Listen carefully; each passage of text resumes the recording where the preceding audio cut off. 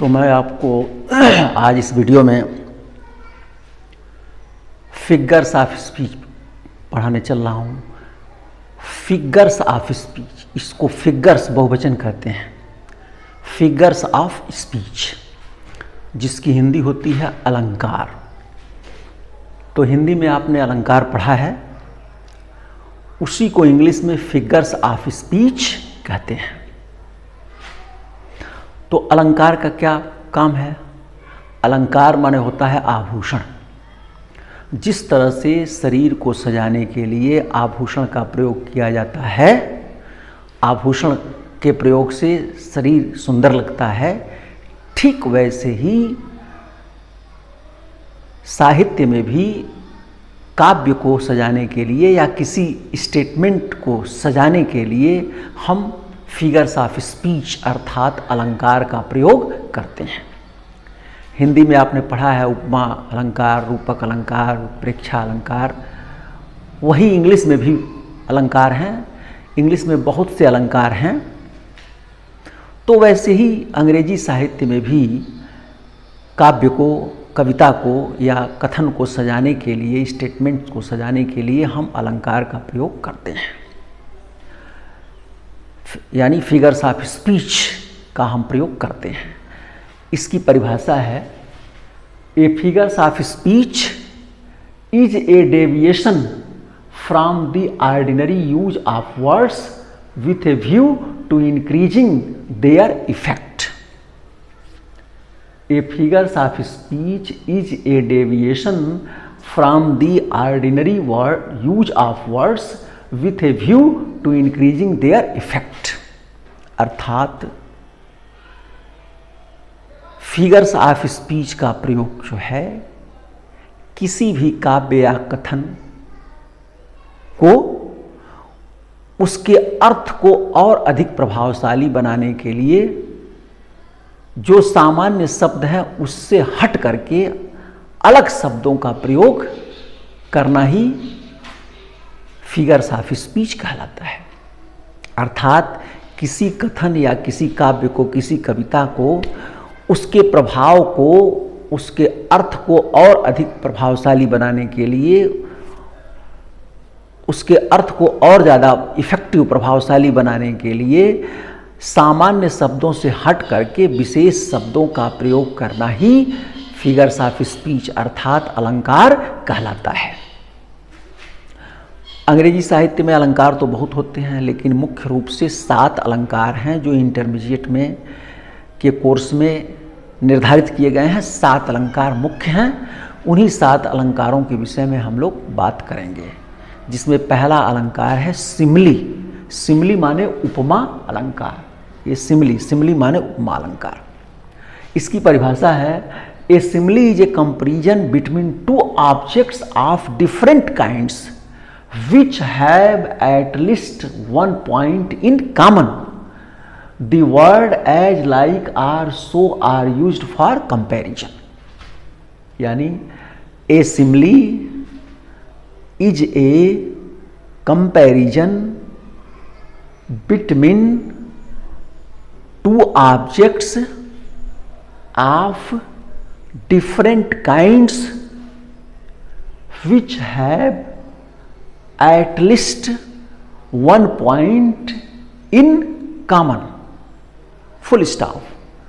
The words as, like, or, so are used for comparison.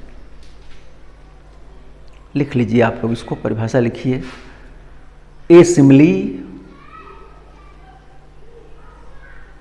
Is a comparison between two objects of different kinds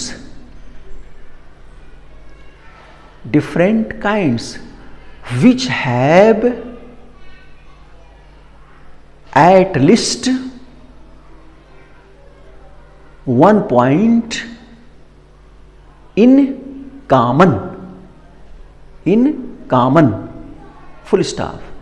The words as, like, or, so, or, A R E, वहां O R है, the word as, like, or, O R, so or, A R E, are used for comparison, full stop. ये परिभाषा है। यानी हिंदी में हो गया,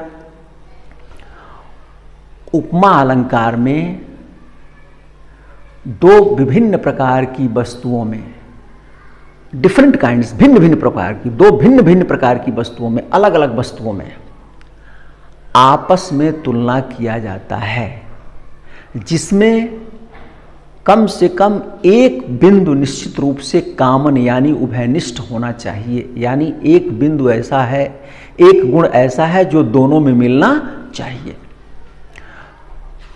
और इसमें तुलना के लिए एज, लाइक अथवा सो का प्रयोग किया जाता है। यानी सिमरी अलंकार में दो भिन्न भिन्न वस्तुओं में आपस में तुलना किया जाता है, एक प्रकार की वस्तुओं में नहीं। यानी आदमी की तुलना, एक आदमी की तुलना वही परिवार के दूसरे आदमी से नहीं, आदमी की तुलना किसी दूसरे वस्तु से। और उन दोनों में, दोनों वस्तुओं में जिससे तुलना किया जाए, कम से कम एक पॉइंट जो है उभयनिष्ठ, एक गुण दोनों में उभयनिष्ठ होना चाहिए। और इसमें एज, लाइक और सो का प्रयोग निश्चित रूप से किया जाता है। तो आप जान लीजिए, सिमिली अलंकार की सबसे बड़ी पहचान यह है कि इसमें तुलना किया गया रहेगा और तुलना के लिए एज, लाइक और सो का प्रयोग अवश्य किया गया रहेगा। माने एज, लाइक और सो लगा रहेगा। जैसे my heart is like A singing bird, मेरा हृदय जो है वो कैसा है, एक गाती हुई चिड़िया की तरह से है। यानी हृदय की तुलना किससे किया गया है, गाती हुई चिड़िया से। तो एक मैं आदमी है और दूसरा जो है गाती हुई चिड़िया है, अलग अलग है, दो भिन्न वस्तुएं हैं और आपस में तुलना किया गया है। The night is dark as a black stone, दूसरा उदाहरण है, रात्रि जो है इस तरह से डार्क माने घनी, वीरान, अंधकारमय, रात इतनी अंधकारमय थी जैसे ब्लैक स्टोन, काला पत्थर होता है। तो रात अलग चीज है, काला पत्थर अलग चीज है। आज दोनों में एक गुण कॉमन मिल रहा है, क्या? तो पत्थर भी काला बिल्कुल होता है, साफ दिखाई नहीं देता है, बिल्कुल काला होता है। और रात्रि भी इतनी घनी काली दिखाई दे रही है, कुछ दिखाई नहीं दे रहा है, इसलिए काले का केवल काला काला अंधकार ही दिखाई दे रहा है। It draft as the gentle rain, it draft as the gentle rain, छूट गया है, यहां लिख लीजिए gentle rain, it draft as the gentle rain from heaven. यानी दया की बात हुई, मर्सी में से ये उदाहरण लिया गया है। मर्सी कविता जो है, इट किसके लिए आया है, दया के लिए। इट ड्राफ्ट, यह इस तरह से नीचे गिरती है, रिसती है, एज द जेंटिल रेन, जैसे हल्की बरसात। तो देखिए सब में जो है एज, लाइक या सो कुछ न कुछ लगा हुआ है। I wandered lonely as a cloud, I wandered, मैं घूमा, लोनली अकेले, एज ए क्लाउड, बादल की तरह से। जैसे मैं अकेले वैसे घूमता रहा जैसे आकाश में बादल चलते रहते हैं। तो दोनों में एक गुण मिल गया वैसे ही चलने का।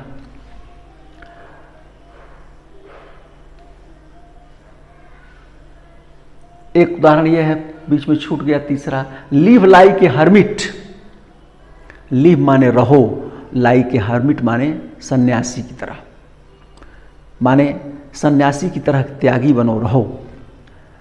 And work like a horse, और घोड़े की तरह काम करो। तो दोनों में लाइक लगा है। तो कहने का मतलब सिमिली अलंकार बड़े आसानी से आप पहचान सकते हैं कि सिमिली अलंकार में दो वस्तुओं में तुलना किया जाता है और तुलना के लिए एज, लाइक और सो का प्रयोग अवश्य रहता है। इसलिए ये आसान है, कोई दिक्कत नहीं है, आप बड़े आसानी से पहचान सकते हैं। एक बात है, नोट यहां लिख लीजिए, नोट, ये comparison of two things of the same kind is not simile, लिख लीजिए। A comparison of two, TWO, two things of the same kind, of the same kind is not simile, is not simile. अर्थात यदि एक ही प्रकार की दो वस्तुओं में आपस में तुलना किया जाए तो वो सिमिली नहीं होता है, वो केवल तुलना होता है। जैसे Ram is as noble as his father, Ram उतना ही सज्जन है जितना उसके पिता। तो राम भी मनुष्य है, पिता भी मनुष्य है, दोनों एक परिवार के हैं, एक समान हैं, एक ही काइंड, एक ही प्रकार के हैं। इसलिए यहाँ जो है सिमिली अलंकार नहीं है, यहाँ एडजेक्टिव क्लाज का एक तरह से कंपैरिजन है। तो इस प्रकार मुझे लगता है कि आप सिमिली अलंकार समझ गए होंगे, पहचान लेंगे।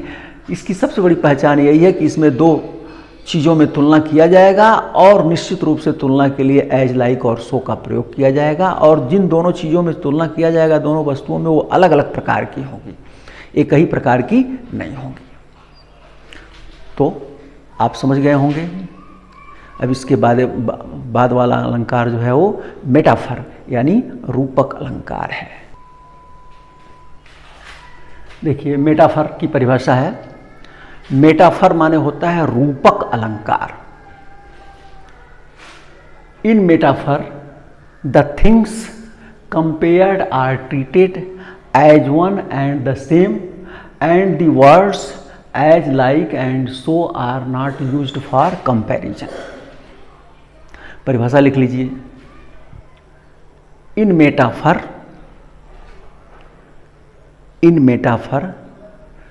The things are compared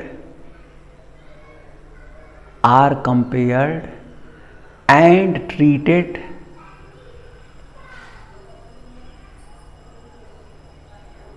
in metaphor. The things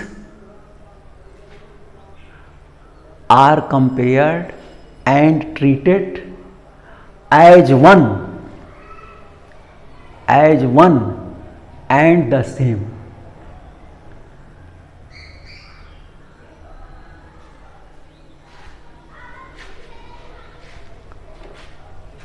In metaphor, the things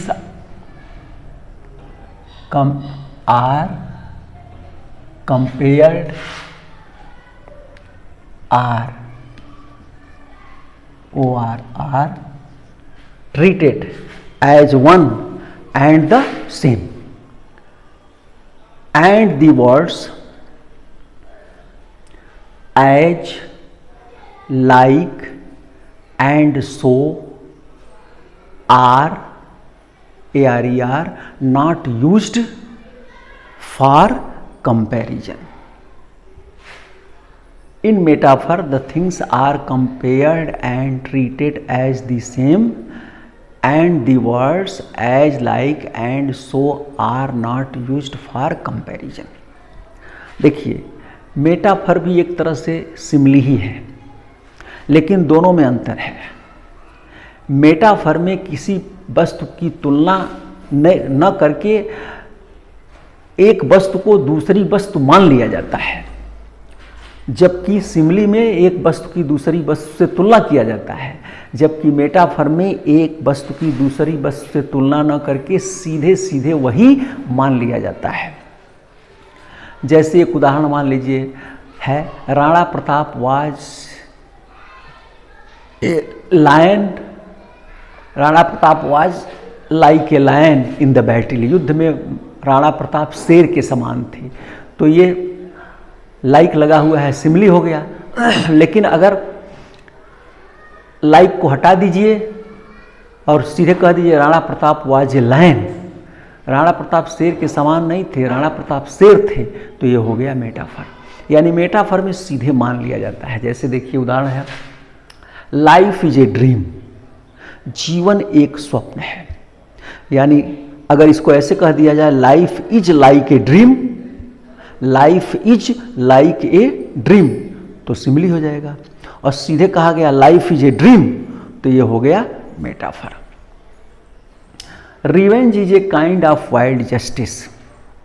बदला जो है, revenge is a kind of wild justice, बदला जो है एक तरह का जो है वो जंगली, बदला लेना जो है एक तरह का जंगली न्याय है।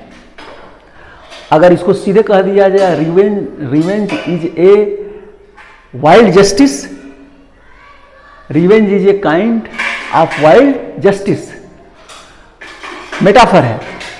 और इसको कहा जाए revenge is like a kind of like a wild justice, तो हो जाएगा simile. Experience is the best teacher. तीसरा उदाहरण, experience is the best teacher, अनुभव एक अच्छा अध्यापक है। अगर इसी को कहा जाए अनुभव एक अच्छा अध्यापक के समान है तो सिमिली हो जाएगा, लाइक लग जाएगा। तो experience is like the best teacher तो सिमिली हो गया, और experience is the best teacher तो मेटाफर हो गया। Life is not a bed of roses, जीवन जो है वो फूल के सेज का सेज नहीं है। Rana Pratap was a lion in the battle, Rana Pratap युद्ध में शेर थे। अगर इसी को कह दिया जाए कि लाइफ